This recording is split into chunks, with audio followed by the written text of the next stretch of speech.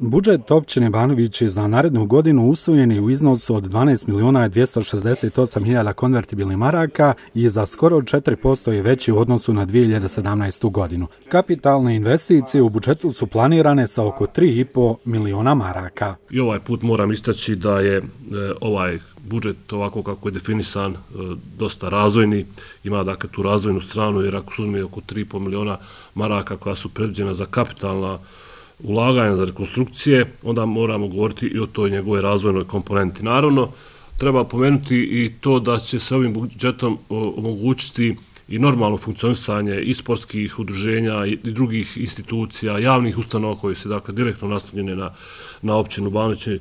Ono što bi posebno istakao je dakle da općina Banović ima vrlo stabilan budžet i da smo mi i ovu godinu 2017. u potpunosti realizovali budžet, tako da se može i slobodno reći da i ovaj kreirani budžet koji će omogućiti funkcionisanje svih ovih malo prije pomenuti institucija. Nakon dužeg vremena i brojnih javnih rasprava, vijeće je usvojilo i prostorni plan općine Banovići za period 2015-2035. godina. Čime se općina Banovići svrstala u red lokalnih zajednica koje će u planskom periodu narednom dakle, odgovorno upravljati svojim prostorom. Ovaj dokument je upravo dao određenu projekciju budućeg razvoja općine Banovići do 2035. godine, tako da svi objekti, bez obzira kojeg tipa bili na prostoru općine Banovići, će biti ili su sadržani u okviru ovog plana koji je evo danas i usvojen. Na sjednici je između ostalog usvojena strategija razvoja općine za narednih 10 godina kao i odluka o utvrđivanju i obilježavanju značajnih datuma i događaja za područje općine Banovići. U značajne datume tako su uvršteni dan formiranja 119. muslimanske brdske brigade, Majski dani otpora, dan šehida, dan općine, dan rudara i izgradnja pruge Brčko-Banovići.